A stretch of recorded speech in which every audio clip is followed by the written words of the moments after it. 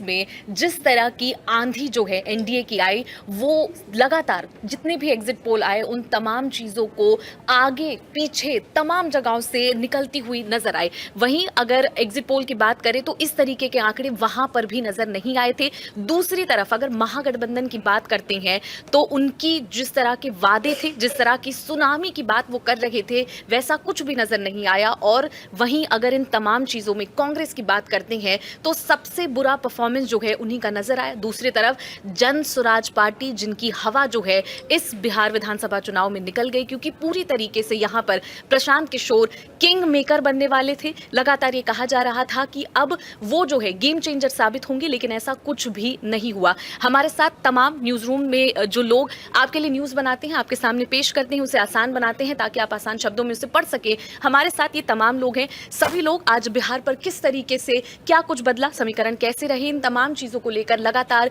जो है चर्चा करते रहे, आज मेरे साथ भी जुड़े हुए हैं। सबसे पहले यहाँ पर शुरुआत करते हैं कि जिस तरीके की एनडीए की आंधी यहाँ पर नजर आई, उसके क्या कुछ फैक्टर रहे, ये जानना जरूरी है। दूसरी तरफ ये भी जानना जरूरी है कि महागठबंधन से क्या गलती हो गई, क्योंकि मैनिफेस्टो अगर दोनों का ही देखे जाए तो कुछ ऐसे पॉइंट्स थे जो सिमिलर ही नजर आ रहे थे, बहुत सारी ऐसी चीजें थी जो सिमिलर ही नजर आ रही थी। महिलाओं को लेकर बात करें, किसानों को लेकर बात करें, लेकिन कौन सा जो जेडीयू का तीर है वो सटीक बैठ गया। ये नतीजे तो देखिए हर मामले में काफ़ी अनप्रेसिडेंटेड अगर देखा जाए। एक लैंडस्लाइड विक्ट्री एनडीए को मिली है, इसमें कोई डाउट नहीं है। 200 से ज़्यादा सीटें जीतना, और वो भी लगातार नीतीश कुमार मुख्यमंत्री बने हुए इतने सालों से। इस चुनाव में खासकर कहा जा रहा था कि शायद कुछ एंटी इनकम्बेंसी होगी, नुकसान हो सकता है, जेडीयू का परफॉर्मेंस कमज़ोर हो सकता है, लेकिन ऐसा हुआ नहीं है। जेडीयू भी 70 से ज़्यादा सीटें जीत रहा है, बीजेपी अपनी टैली 90 से ज़्यादा बढ़ा चुकी है। तो रिजल्ट्स तो बहुत अनप्रेसिडेंटेड है। बात आपने महागठबंधन की पूछी कि उनसे ऐसी कौन सी चूक हो गई। सबसे बेसिक चीज़ तो होती है किसी भी अलायंस में तालमेल होना। यहाँ पे हमें तालमेल ही नहीं दिखा।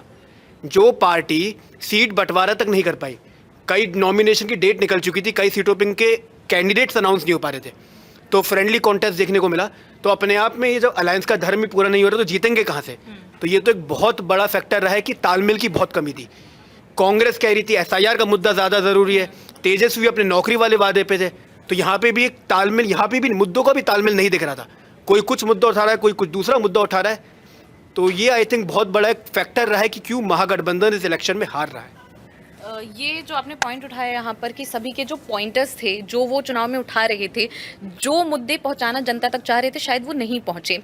अगला मेरा सवाल यही है कि जिस तरीके से 10,000 रुपए की जो बात है वो यहाँ पर कही गई और ये कहा गया कि 10,000 खाते में 10वीं बार नीतीश, ये जो लगातार इस तरह की चीजें जो हैं वो वायरल हो रही हैं।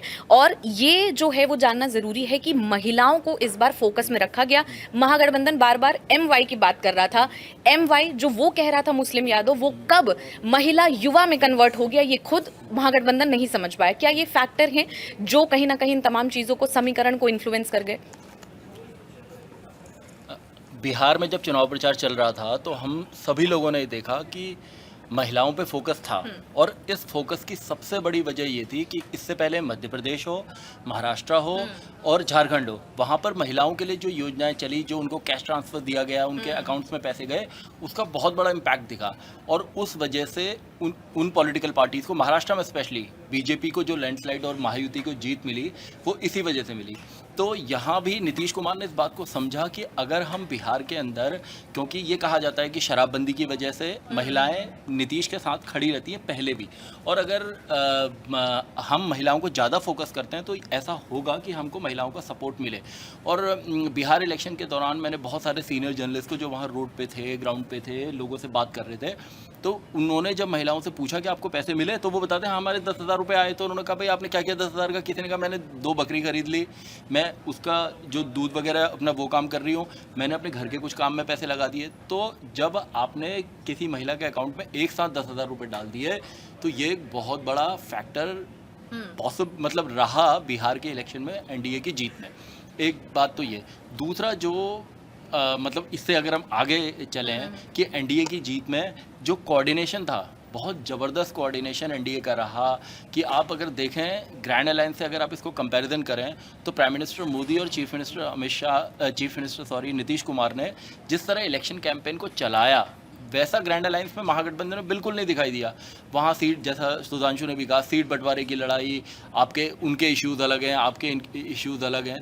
यहाँ इन लोगों ने बहुत अच्छा कोऑर्डिनेशन और जिसको एकजुटता कहते हैं वो दिखाया, फोकस किया अपने कामकाज पे।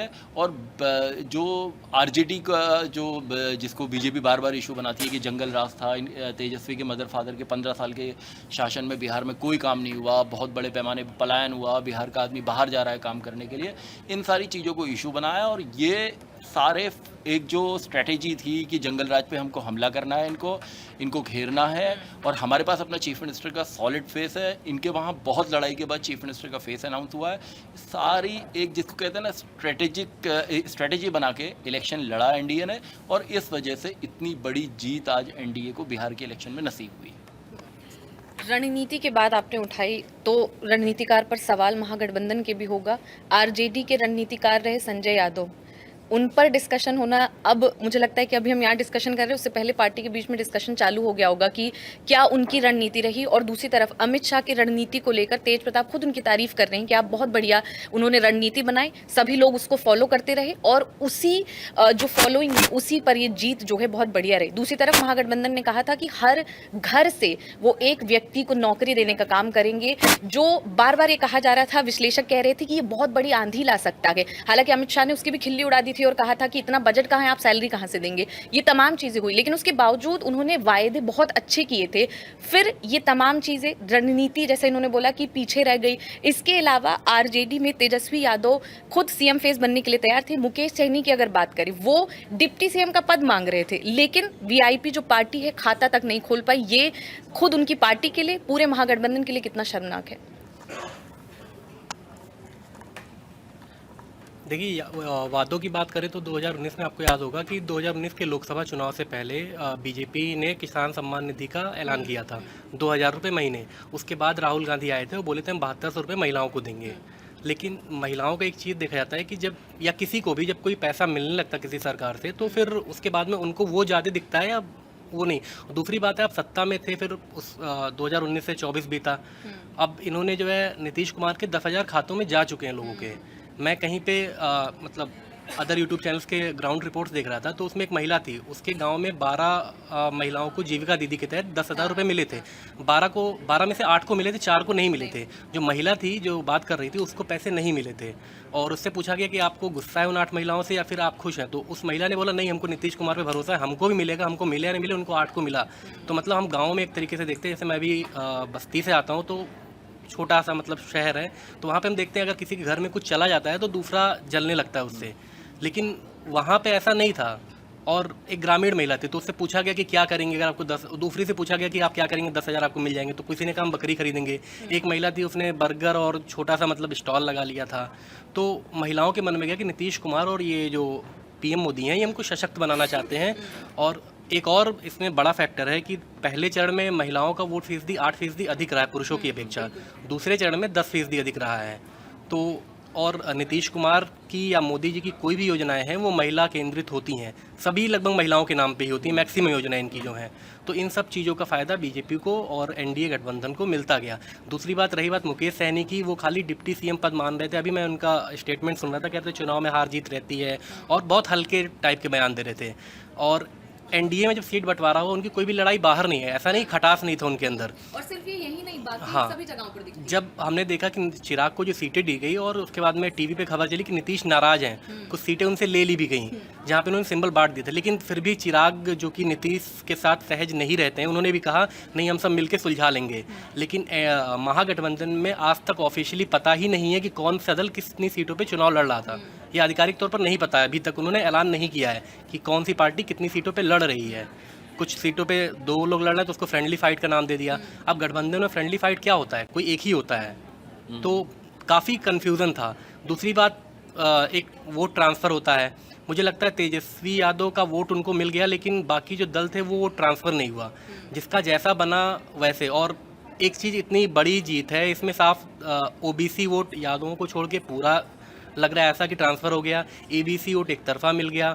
मुस्लिम बहुल सीटों में आपको ओवैसी ने क्या झटका दिया, आपको पता, उन्होंने 6 सीटें मांगी थी। ओवैसी का दल अभी 6 सीटों पे आगे चल रहा है, 2020 में आपने 5 जीते तो उनके 4 विधायकों को आपने अपने पार्टी में शामिल करा लिया, वो 5 फिर से उनके जीत गए और उन्होंने 6 मांगी थी, आपका कम से कम 15 से 20 सीटों पर उन्होंने नुकसान कर दिया। तो एक तरीके से नहीं, कई तरीके से, हाँ, पूरे सीमांचल में, अब सीमांचल में अब खबरें हेडलाइन क्या मिलेगी, मुस्लिम बाहुल सीटों पे एनडीए आगे, लेकिन उसका रीज़न भले टेक्निकल में कुछ अलग हो, लेकिन खबरें तो यही बनेंगी, तो एक परसेप्शन क्रिएट होगा। इसका असर हमको लगता है बंगाल और बिहार आने वाले यूपी में भी होगा। और सबसे इसमें अगर विलन कोई महागठबंधन में शामिल हो रहा है तो महागठबंधन में है तो कांग्रेस लग रही है। आपने इसमें चिराग पासवान की बात की तो मैं यही बात आगे बढ़ा देती हूँ कि एलजेपी-आर ने बहुत बढ़िया परफॉर्मेंस जो है वो दिखाई।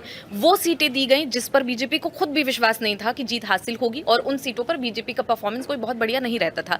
वो सीटें उनको दी गई और उन्होंने एक बार दोबारा साबित किया कि प्रधानमंत्री उनको हनुमान क्यों कहते हैं, क्योंकि वो एक बार दोबारा अपने तमाम साथियों को बचाकर वहां से निकाला। उन्होंने 22 सीटों पर लगातार जो है शुरू से ही बढ़त बनाते रहे और उन्होंने अच्छी खासी सीट निकाली। और उसके बावजूद जैसा हम हमेशा देखते हैं चिराग पासवान की जो बोली है वो बहुत सहज होती है। उन्होंने साफ तौर पर कहा, अपना क्रेडिट फिर से नहीं लिया और कहा नीतीश और मोदी का जो तालमेल है उसका तोड़ कोई नहीं निकाल सकता। शुभम, यही जानना चाहूंगी कि जिस तरीके का परफॉर्मेंस यहाँ पर रहा चिराग पासवान का, वो कितना ज्यादा यहाँ पर अट्रैक्टिव जिसे कहते वो है, और ऐसे ही नहीं वो युवाओं के बीच में बेहद ज्यादा ट्रेंड करते हैं और एक बार उन्होंने फिर से वही साबित किया। धन्यवाद निहारिका। मतलब जिस तरह से चिराग पासवान ने इस पूरे चुनाव में अपनी भूमिका दिखाई है, शुरुआती नाराज़गी साफ तौर पर जाहिर थी और नित्यानंद राय को तक जाना पड़ा उनके घर, तब जाके सीट बंटवारे पे फैसला फाइनल हो पाया था। लेकिन उसके बाद से नीतीश कुमार का उनके घर जाना, उन साथ में फ़ोटो सामने लाना, ये कह सकते हैं कि एनडीए हो या फिर आरएसएस या बीजेपी, इन सब की एक खास बात है डिसिप्लिन। सबसे ज़्यादा ज़रूरी चीज़ है और पूरे चुनाव में वही देखने को मिली है। जिस डिसिप्लिन के साथ चुनाव लड़ा जाता है, जिस तरह से बयानबाजी की जाती है, वो सब कुछ तो फिक्स होता है। भले कैसे ही प्लान किया जाए, कैसे ही क्या पैटर्न बनाया जाए, वो अलग रणनीति होती है, लेकिन उस सामने, कैमरे के सामने, जनता के सामने जो मैसेज जाता है वो बिल्कुल साफ होता है कि नेता एक है। महागठबंधन ने शुरुआत में दबाव बनाया था कि नीतीश कुमार सीएम नहीं बनेंगे। बार बार हर जगह से, हर मंच से कहे बीजेपी के नेताओं ने कहा कि नीतीश कुमार ही अगले विधायक दल के नेता बनेंगे। वैसे ही तेजस्वी या कहें दूसरे जो महागठबंधन था, कुछ भी क्लियर नहीं था। अगर बात चिराग पासवान की करें तो चिराग पासवान इस कह सकते हैं पूरे एनडीए में एक ऐसा चेहरा थे जो शुरुआत से 50 सीट मांग रहे थे। शुरुआत में तो कह रहे थे हम सभी की सभी सीटों पर चुनाव लड़ेंगे, अगले मुख्यमंत्री बन रहे थे। लेकिन जब चीज़ें सेटल हुई तो कह सकते हैं एक आसान चुनाव लड़ा गया और जिन सीटों पर कह सकते हैं चिराग के उम्मीदवार नहीं थे और जो कह सकते हैं दलित बहुल सीटें थी, वहाँ पर जाकर उन्होंने एनडीए के लिए वोट मांगी। खास करके जेडीयू की कुछ सीटें थी जहाँ पर उन्होंने अच्छा खासा प्रचार किया और उसका फ़ायदा ये हुआ कि जेडीयू भी कह सकते हैं दूसरी सबसे बड़ी पार्टी बनी है। नीतीश कुमार को अच्छे खासे पिछले 2-3 चुनाव से सबसे ज़्यादा सीटें मिली हैं इस बार। और इसके साथ साथ जो चिराग पासवान की पार्टी है, उनका दूसरा चुनाव है, लोकसभा तीसरा चुनाव, मतलब विधानसभा का दूसरा चुनाव है और ऑल तीसरा चुनाव है। पहला चुनाव तो सिर्फ एक ही सीट जीत पाए थे, फिर लोकसभा में उतरे, 5 की 5 जीते, 5 सीटों पर चुनाव लड़े और इस बार 29 सीटें मिली थी, एक सीट पर नामांकन रद्द हो गया था, 28 सीटों पे चुनाव लड़े थे और 28 में जिस तरह से लग रहा है कि मतलब 1/3 सीट वो जीत गए हैं। वैसे वो थोड़ी भी सीटें हटा दी जाए तो लगभग 70% 65% सीटें वो जीत रहे हैं। तो कह सकते हैं कि जिस तरह से डिसिप्लिन एनडीए ने दिखाया है उसका परिणाम है कि एनडीए के खाते में इतना बड़ा जनमत आया है। और सच में मतलब ये महागठबंधन को सीखना चाहिए कि कैसे चुनाव लड़ा जाता है, कैसे नेताओं को कंट्रोल किया जाता है और इतने सारे दलों को मिलाकर चुनाव लड़ के जीता कैसे जाता है। ये चिराग पासवान की बात हुई कि किस तरीके से डिसिप्लिन जो है वो यहाँ पर एनडीए में बढ़िया नज़र आया और उसी का फ़ायदा जो है वो नज़र आया। सबके बारे में हमने बात की, तेज प्रताप के बारे में बात ना करें तो बिहार का डिस्कशन कैसे हो। महुआ के जो बबुआ हैं वो पूरी तरीके से यहाँ पर पिछड़े हुए, 2-3 राउंड के बाद ही वो इस रण से बाहर हो चुके थे। आपको बता दें कि पहले परिवार से, फिर पार्टी से, उसके बाद अब अपनी सीट से बाहर निकल चुके हैं। वहीं आपको बता दें कि उनके साथ किस तरह की चीज़ें घटी, क्या क्या हुआ, किस तरीके का फैक्टर जो है वो नेगेटिव सेंस में गया, क्योंकि कुछ जो वर्ग है वो लगातार बार बार सोशल मीडिया पर भी ये ट्रेंड कर रहा था कि तेज प्रताप को वोट देंगे, तेज प्रताप जीतेंगे, इस तरह के। तो क्या सोशल मीडिया पर जो ट्रेंड दिखता है और असल में जो ज़मीन पर होता है उसमें बहुत अंतर होता है और तेज प्रताप की सीट ने ये साबित कर दिया है। देखिए निहारिका, आपने बहुत सही बात बोली है कि जो सोशल मीडिया के ट्रेंड्स होते हैं और जो असल में परिणाम निकल के आते हैं उनमें ज़मीन आसमान का अंतर होता है। ग्राउंड रिपोर्ट्स भी अगर हम उठा करके देखें तो तेज प्रताप यादव ने जो है कई सारी सीटों पर ज़ोरों शोरों से चुनाव प्रचार किया था, लेकिन उसका जो असर है यहाँ पर बिल्कुल भी दिखाई नहीं दे रहा है। हालांकि अभी जो उनका बयान सामने आया है, उन्होंने बिल्कुल भी अपनी जीत को लेकर नाराज़गी नहीं बताई है। हालांकि उन्होंने अपने भाई तेजस्वी को फेलस्वी का नाम दिया है, साथ ही साथ एनडीए की जमकर उन्होंने तारीफ की है। साथ ही साथ कहा है कि ये मेरी हार नहीं है बल्कि ये जनता की जीत है, जो कि जनता ने अपने आप से अपना उम्मीदवार चुना है और तेजस्वी को उन्होंने फेलस्वी बताया है। यानी कि सीधी सी बात है कि आपको याद होगा जब चुनाव से पहले एक किस्सा उनका, एक फ़ोटो उनकी काफ़ी ज़्यादा वायरल हुई थी। एक कथित तौर पर लड़की के साथ उनकी फ़ोटो वायरल हुई थी। कहा जा रहा था कि वो किसी महिला के साथ रिलेशनशिप में है और जिसके बाद लालू यादव हो, तेजस्वी यादव हो, सभी ने उनका बहिष्कार किया था, जिसके बाद ही उन्होंने ये निर्णय लिया था कि वो परिवार से अलग होकर अपनी एक पार्टी बनाएंगे और फिर अपनी पार्टी से कई सारे उम्मीदवारों को उतारेंगे। तो हो सकता है कि कहीं ना कहीं लालू यादव ने जो तेजस्वी यादव का, माफ कीजिएगा, तेज प्रताप यादव का ये जो बॉयकॉट किया वो कहीं ना कहीं उनको भारी पड़ा है। साथ ही साथ तेज प्रताप यादव जिस तरीके से बयानबाजी कर रहे हैं, जिस तरीके से वो कोई भी तरीके की नाराजगी नहीं जता रहे हैं बल्कि एनडीए की जम कर वो तारीफ कर रहे हैं। हालांकि आप लोगों को याद होगा कि अभी रवि किशन के साथ भी उनकी कई सारी तस्वीरें वायरल हुई थी, बयान भी वायरल हुए थे, जहां पर उन्होंने बोला था कि हम भी भक्त हैं, हम भी राम भक्त हैं और वो भी राम भक्त हैं और हम जो है एक दूसरे का समर्थन देते हैं, जिससे कयास लगने लगे थे कि शायद एनडीए में जो है तेज प्रताप यादव शामिल हो सकते हैं। और जिस तरीके से बयान आ रहे हैं उससे साफ होता है कि तेज प्रताप यादव वापस अपने पिता की पार्टी में जाने वाले नहीं हैं, लेकिन हो सकता है कि वो भविष्य में एनडीए के साथ हो जाएं। तो कुल मिलाकर देखा जाए कि तेज प्रताप यादव ने वही वाला काम किया है कि तो हम तो डूबे ही हैं, साथ ही साथ परिवार को लेकर भी पूरा डूब चुके हैं। तेजस्वी और तेज प्रताप में जिस तरह की चीज़ें नज़र आई थी, कुछ दिन पहले एक दूसरे यूट्यूब चैनल से वीडियो भी वायरल हुआ था जिसमें तेज प्रताप बात करने की कोशिश करते हैं एयरपोर्ट पर, लेकिन माफ़ कीजिएगा, तेजस्वी बात करने की कोशिश करते हैं लेकिन तेज प्रताप बात करने नहीं आते हैं। वो दिखाते हैं कि तुमने मुझे परिवार से निकाला, पार्टी से निकाला, मेरा एटीट्यूड बराबर है। लेकिन आज चाहे तेजस्वी के एटीट्यूड की बात करें, चाहे तेज प्रताप के एटीट्यूड की बात करें, दोनों की ही पूरी तरीके से यहाँ पर जो किला है वो ढह चुका है। दूसरी तरफ जैसा हमने शुरुआत में भी बात की थी कांग्रेस की परफॉर्मेंस को लेकर जो चर्चा है वो होनी चाहिए, क्योंकि वोटर अधिकार यात्रा, वोट चोरी, इन तरह की तमाम बातें जो है वो करती नजर आई थी कांग्रेस। दूसरी तरफ जैसे पहले भी यहाँ पर डिस्कशन में टॉपिक उठा था कि अलग अलग महागठबंधन जो है टॉपिक उठाता है, किसी एक दिशा में आगे नहीं बढ़ रहे थे। शायद ये तमाम चीजें जो है कांग्रेस के लिए बहुत ज्यादा उल्टी पड़ गई और कांग्रेस जो है इन तमाम चीजों में सबसे ज्यादा घाटा झेल रही है और राहुल के लिए ये चीजें जो है बिल्कुल भी अच्छी साबित नहीं हुई है। और इसी पर चर्चा करेंगे कि कांग्रेस के लिए वो कौन से फैक्टर्स रहे कि वो एक अच्छी पार्टी के साथ जुड़कर भी बिहार में कोई अच्छा परफॉर्मेंस नहीं दिखा पाई। देखिए, आयुषी ने अपनी बात खत्म करते एक बात बोली थी कि हम तो डूबेंगे सनम। मैं समझता हूँ ये कांग्रेस पे बहुत अच्छे तरह लागू होता है। मतलब सीटों का लालच इतना ज़्यादा है इस पार्टी में कि ग्राउंड रियलिटी से पूरी दूर कट जाता है अच्छे से। बिहार में इनका परफॉर्मेंस कैसे चल रहा है इतने सालों से, दिल्ली में कैसा था, महाराष्ट्र में कैसा था, लेकिन नहीं, पश्चिम बंगाल में कैसा था, लेकिन हर बार ज़्यादा से ज़्यादा सीटें हमें जीतनी है, हमें लड़नी है। अब आप एक अलायंस में हैं तो थोड़ा एडजस्ट करना पड़ता है, देखना पड़ता है आपका पार्टनर कहाँ पे स्ट्रांग है, लेकिन नहीं। बट कांग्रेस का हाल बहुत बुरा है। बिहार इसका सबसे बड़ा एग्जाम्पल फिर से हमारे को देखने को मिला है। जब सीट शेयरिंग की बात हो रही थी, कांग्रेस ने कितने दिन निकाल दिए। कहाँ पहले 70 सीटें मांग रहे थे, फिर 60 सीटें, अब लड़े तो लड़े, 5 सीटों पर सिमट चुके हैं। तो इसका मतलब है महागठबंधन में अगर सबसे कमजोर कड़ी कोई निकल कर आया है तो वो राहुल गांधी या कांग्रेस है। और कांग्रेस की वीकनेस की जब हम बात कर ही रहे हैं, राहुल गांधी यात्राएं तो बहुत निकाल रहे हैं, बिहार में भी उन्होंने निकाली, लेकिन सोचने वाली बात है जिन मुद्दों को वो उठा रहे हैं क्या वो जनता से कनेक्ट कर पा रहे हैं। वो SIR की बात करते हैं, वो वोट चोरी की बात करते हैं, वो प्रधानमंत्री मोदी पे निजी हमले भी करते हैं, लेकिन कहीं ना कहीं विकास की बात, फ्यूचर की बात, आपका विजन क्या है, आपकी विचारधारा क्या, बिहार की जनता को क्या देने वाले हैं, वहां कहीं ना कहीं वो पीछे छूट जाते हैं। और यहां भी इस इलेक्शन में काफी क्रिस्टल क्लियर देखने को मिला है। एक बार के लिए तेजस्वी ने चलो नौकरी की बात की तो लगा कि चलो कुछ एम्प्लॉयमेंट ओरिएंटेड इलेक्शन जा सकता है, पर राहुल गांधी ने वो भी नहीं किया। तो कांग्रेस की अपनी कोई आइडियोलॉजी साफ यहाँ पे दिखाई नहीं दी। उनका एक ही मुद्दा था, वोट चोरी, चुनाव में हो रही धांधली, और राहुल गांधी ने तो खुद हाइड्रोजन बम वाली जो प्रेस कॉन्फ्रेंस की थी उसमें बोलते कि बिहार में भी वोट चोरी होने वाली है, यानी कि नतीजों से पहले ही हार मान ली थी। तो कांग्रेस को लेके तो उनकी स्ट्रेटेजी साफ दिखाई दे ही नहीं रही है, चाहे महाराष्ट्र हो, दिल्ली हो या बिहार की बात हो। राहुल गांधी को सोचने की जरूरत है जो मुद्दे वो उठा रहे हैं और आगे भी शायद उठाने वाले हैं, कि वो आखिर जनता से कनेक्ट कर भी पा रही है कि नहीं, वरना आगे उनके लिए प्रॉब्लम और ज़्यादा बढ़ने वाली है। तो कांग्रेस की बात जो है पहले भी हुई थी, दोबारा भी उन्होंने वही बात जो है कही कि जो भी टॉपिक आप उठा रही हैं, जैसे शुभम ने भी कहा कि आपको चुनाव लड़ना जो है एनडीए सब सीखने की ज़रूरत है, इसलिए क्योंकि आप जो टॉपिक उठा रही हैं वो सेम दिशा में नहीं जा रहा आगे।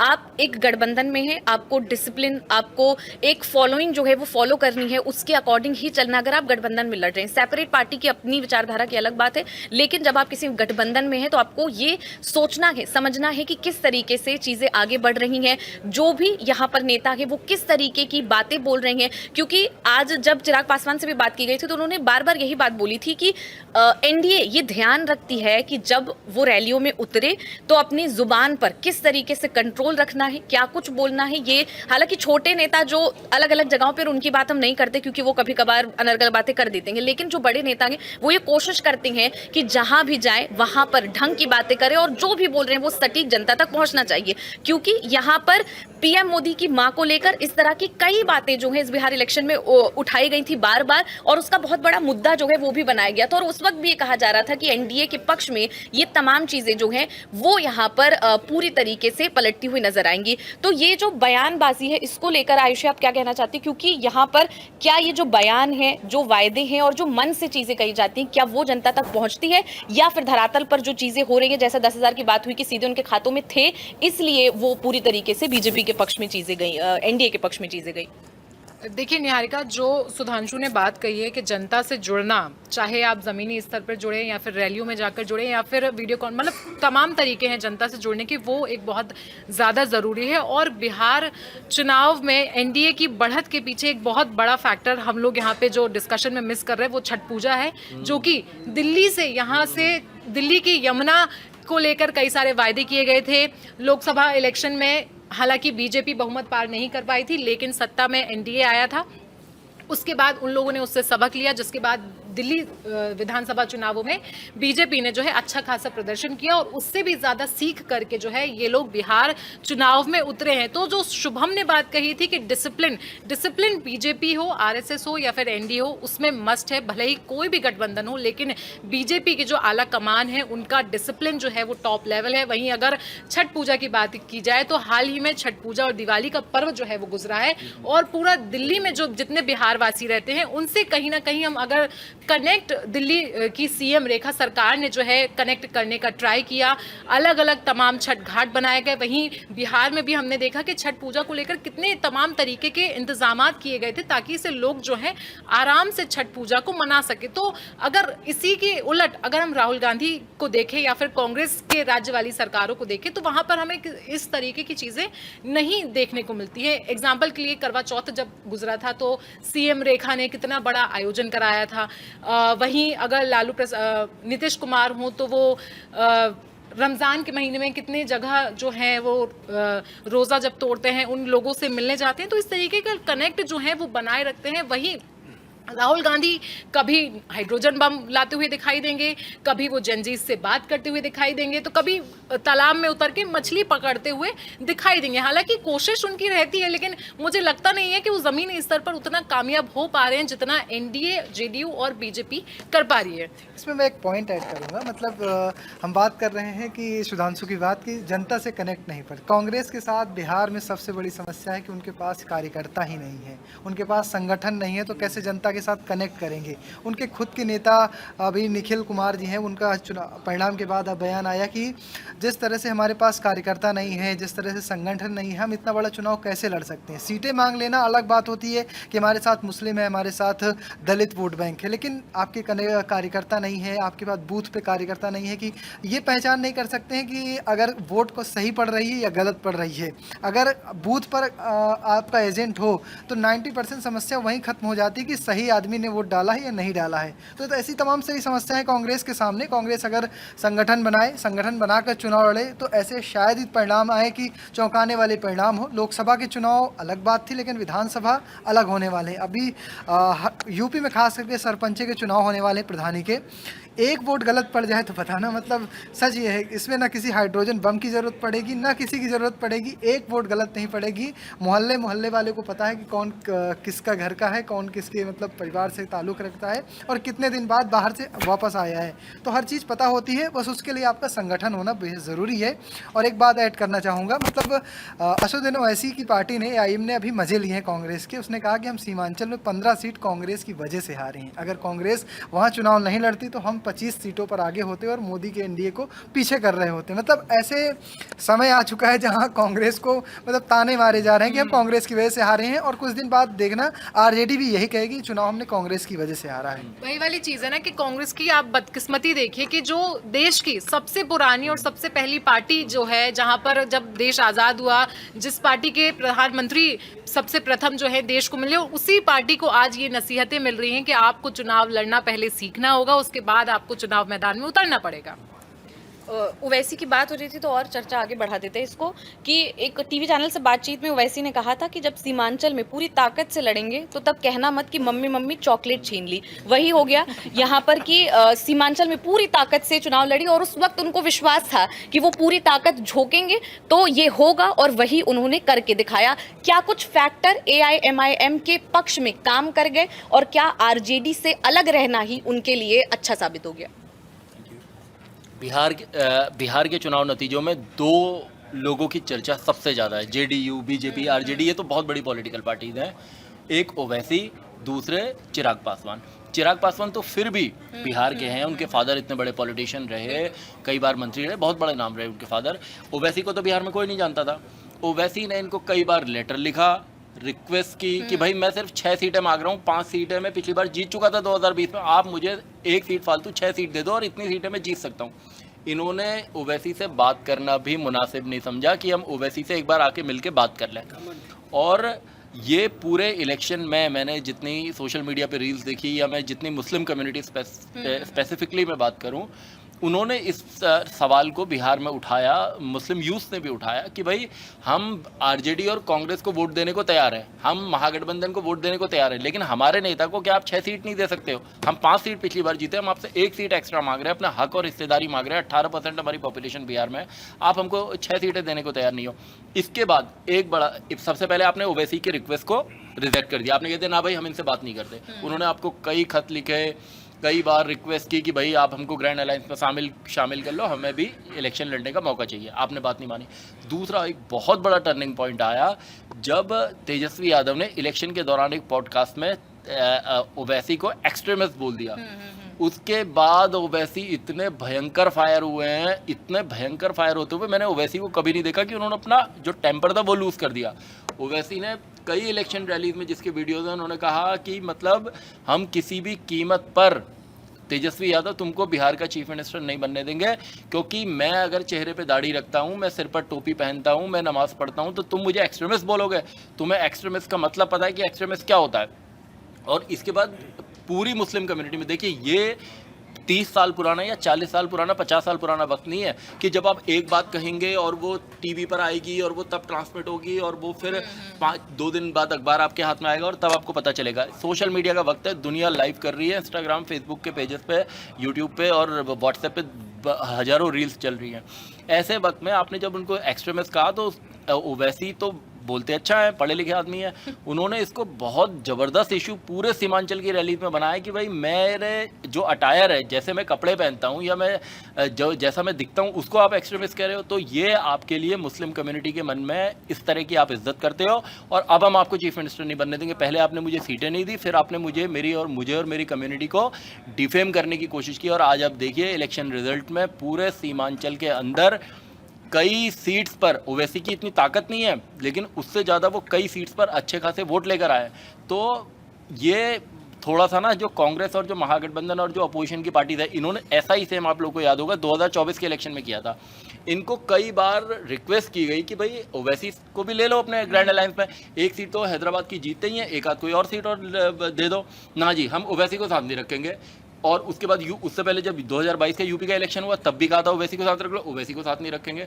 तो अगर आप सड़क पे उतरेंगे, ज़मीन पे उतरेंगे, तो मुस्लिम कम्युनिटी के अंदर बहुत बड़े नंबर में ऐसे युवा हैं जो ये कहते हैं कि भाई ओवैसी भी वही बात कह रहा है जो बात आप कह रहे हो, ओवैसी भी कह रहे हैं भाई मुझे एनडीए को हराना है, बीजेपी को हराना है, आप भी कह रहे हो हमको एनडीए बीजेपी को हराना है। तो इस वोट को स्प्लिट होने से बचाने के लिए आप एक इतना काम कर दो कि आप उनको शामिल कर लो ना। आप कहते हो ओवैसी बीजेपी की टीम है, ये मैं ओवैसी के सपोर्टर्स की बात बता रहा हूँ, अपनी बात नहीं कह रहा हूँ। वो ये कहते हैं कि अगर जो एनडीए या बीजेपी को जाने वाला वोट है उसको स्प्लिट होने से बचाना है, जो अपोजिशन का वोट है, तो आप ओवैसी को, एआईएमआईएम को अपने गठबंधन में शामिल कर लो, जो उनकी हक और हिस्सेदारी है उसको दे दो और उनके आपके साथ मिलकर चुनाव लड़ लेंगे। इसके लिए कोई तैयार नहीं है और यही गलती मुझे लगता है कि ये लोग अभी आगे उत्तर प्रदेश में भी कर देंगे, क्योंकि उत्तर प्रदेश के चुनाव में वक्त नहीं है, इतना बड़ा स्टेट है, 1 साल बचा हुआ है, 27 के फरवरी में चुनाव है। तो यही वाली गलती करेंगे, कहेंगे ओवैसी को हम नहीं रखेंगे अपने साथ। और ये जो मैसेजिंग है ये मोबाइल फोन्स पे सब जगह जा रही है बड़ा कि सवाल ये भी है कि क्या महागठबंधन में कांग्रेस को भी रखा जाए? हाँ, मतलब कांग्रेस की तो ये कंडीशन है कि आप 4, 5, 6 सीटें जीत रहे हो। कई सालों से चल रहा है। हाँ, और पहले भी मतलब अब हम ओवैसी से अगर कांग्रेस की तरफ शिफ्ट करें, पहले क्या हुआ कि भाई तेजस्वी यादव को अगर आपको चीफ मिनिस्टर कैंडिडेट घोषित करना था 2 महीने पहले कर देते ना, 3 महीने पहले कर देते, आपको क्या परेशानी थी? क्योंकि भाई कांग्रेस के पास इतना बड़ा फेस तो कोई बिहार में है नहीं ना ये कि मोदी ने बोला था ना, हाँ, कट्टा सर पे रख के करवाया मतलब है। कांग्रेस के पास तो कोई ऐसा फेस नहीं है पूरे बिहार में, अपोजिशन के पास तेजस्वी यादव से बड़ा तो कोई चेहरा नहीं था। तो आप उसको 4 महीने पहले घोषित कर देते या 6 महीने पहले घोषित कर देते, क्या दिक्कत थी? इलेक्शन से 10 दिन पहले आपने ना नुकुर करके और तब उनको घोषित किया। ये तो कांग्रेस का और घमंड है। फिर सीटें आप चाहते हो कि हमको ये भी सीट मिल जाए, वो भी सीट मिल जाए, वो आपको अपनी स्ट्रेंथ देखनी पड़ेगी। तो ये बहुत 2 बड़ी बातें थी। बिहार में 18-20% पॉपुलेशन मुस्लिम कम्युनिटी की है, उनके मन में इस बात को ये थी कि हमको हमारी जो पार्टिसिपेशन है, जो रिप्रेजेंटेशन है, जिसकी बात वो वैसी कर रहे हैं, वो नहीं दी गई। अगर हम बी टीम है तो हम आपके साथ मिलकर चुनाव लड़ना चाहते हैं, आप हमको चुनाव नहीं लड़ाना चाहते हो। हमारी कम्युनिटी से किसी को डेप्यूटी सीएम या बनाने, मुकेश सहनी को 3.5% आबादी है, ओवैसी ने कहा उसको आपने बनवा दिया घोषित करके, और हम 18%, हमारे से भी किसी को डेप्यूटी सीएम बनवाए थे। तो ये जो सारी बातें हैं ये मुस्लिम कम्युनिटी के मन में हैं।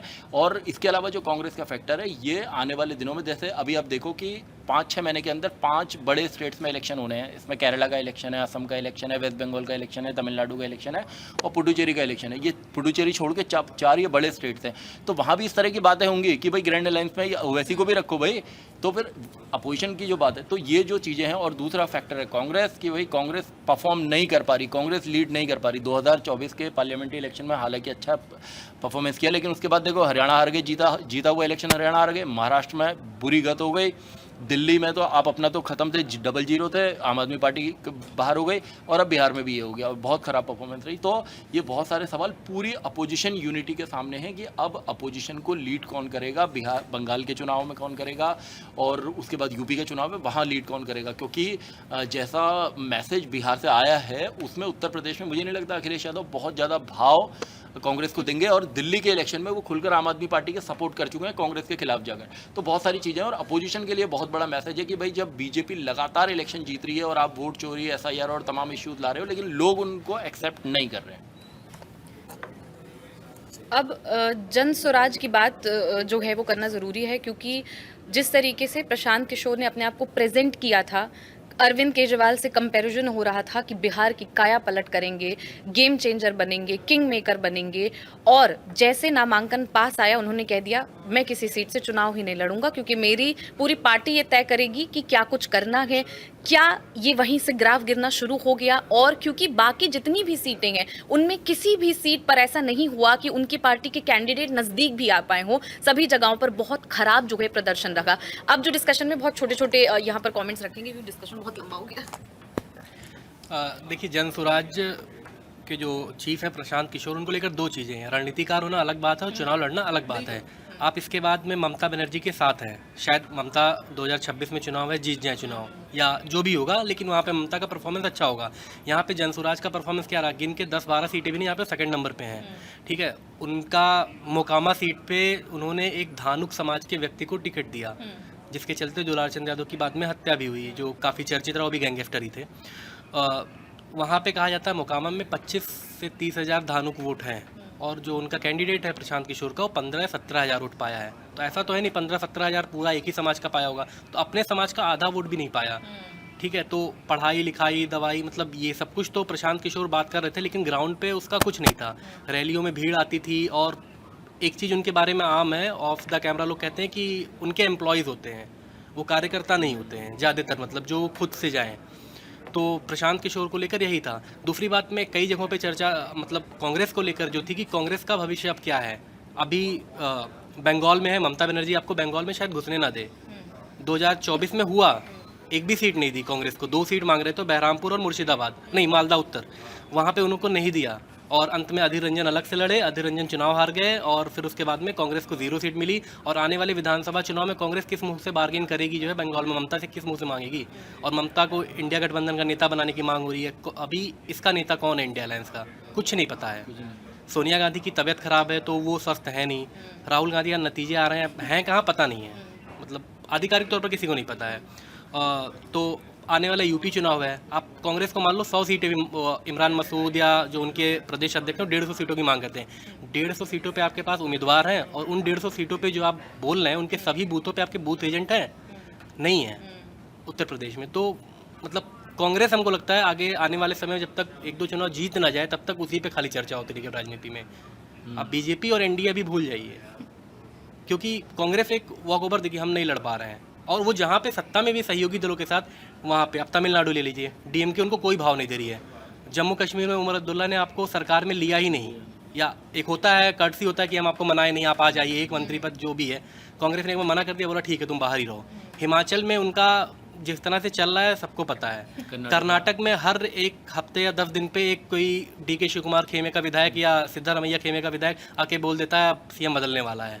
ठीक है, तेलंगाना में BRS ख़त्म है, बीजेपी को उभरती हुई प्लेयर है, तो ठीक चल रहा है। वहाँ पे जिस दिन कोई दूसरी बड़ी फोर्स बीजेपी या BRS ही थोड़ी खड़ी हो गई तो फिर जो है क्या कहते हैं वहाँ पे भी दिक्कतें ऐसी शुरू हो जाएंगी।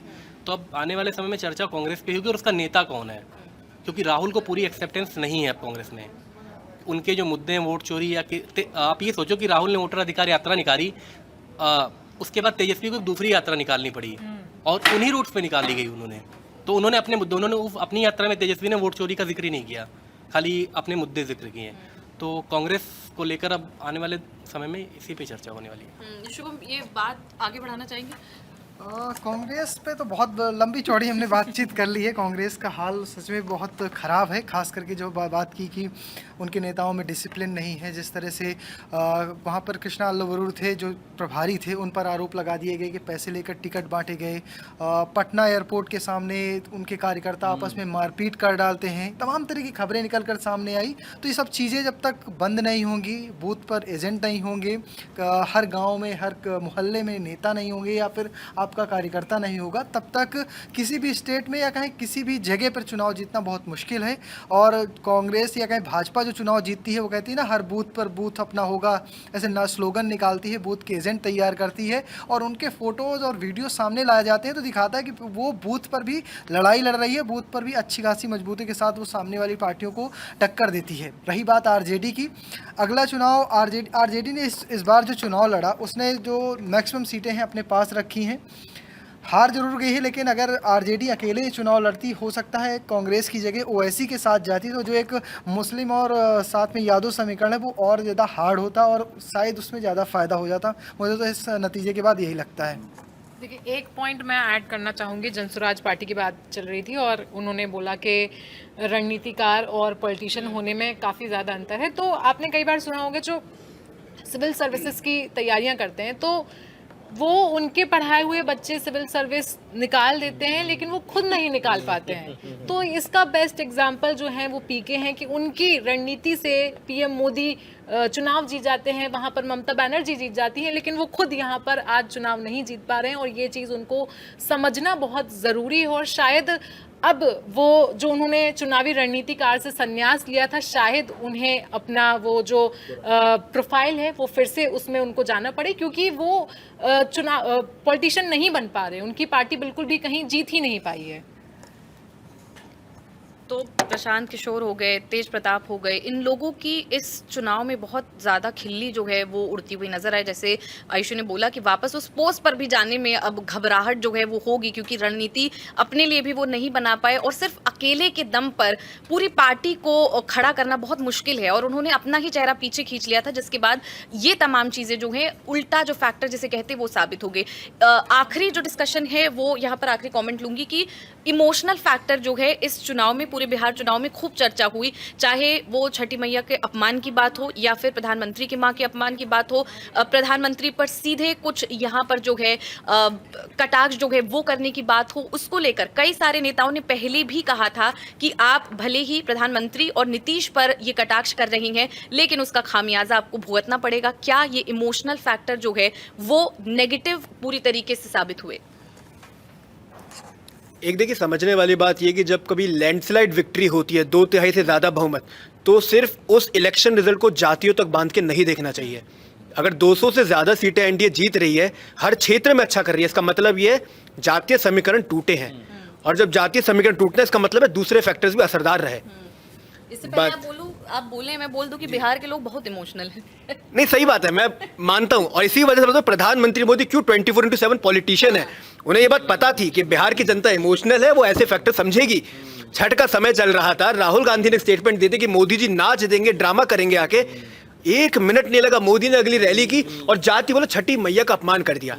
आप खुद सोचिए, बिहार जैसा राज्य है, छठ इतने भारी संख्या में लोग आ रहे हैं इसके बाद, और एक नैरेटिव सेट हो गया उसके ऊपर प्रधानमंत्री मोदी की मां को लेके विवाद बहुत चढ़ा। एक वायरल वीडियो था, लेकिन कहना चाहिए एनडीए ने उसको लपक लिया, एक ट्रेंड किया।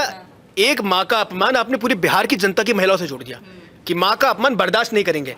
अब इस इलेक्शन में देखिए, महिलाओं का वोट बढ़ा है दोनों चरणों में। अभी एनालिसिस करना पड़ेगा कि जो वोट बढ़ा वो किस कारण से बढ़ा, लेकिन अपने आप में ये भी एक फैक्टर है। ये जो इमोशनल इशू यहाँ पे मैंने 10,000 रुपए दिए, वो सब फैक्टर्स हैं, लेकिन ये जो इमोशनल इशू है इनको समझना बहुत ज़रूरी है। अगर छठी मैया वाला अपमान का मुद्दा हो, प्रधानमंत्री मोदी की मां को गाली देने वाली बात हो, ये मुद्दे अपने आप में डिसाइसिव साबित होते हैं। और प्रधानमंत्री मोदी की तो एक पॉलिटिक्स रही है। गुजरात में इतने लंबे समय तक मुख्यमंत्री रहे थे, गुजराती अस्मिता का मुद्दा सबसे ज़्यादा पीएम मोदी ने ही उठाया है। उन्हें पता है कि अगर हम भावनात्मक मुद्दे उठाएंगे तो चुनाव में उसका फायदा होता है। ये एक्सपेरिमेंट गुजरात का है, तो कहना चाहिए गुजरात मॉडल इस तरीके से भी बिहार में एक्टिव हुआ है कि गुजरात की स्ट्रेटेजी बिहार आई है और प्रधानमंत्री मोदी ने तय रणनीति के तहत उन इमोशनल मुद्दों को हवा दी, चाहे छठी मैया का अपमान हो, चाहे मां को गाली देने वाली बात हो। तो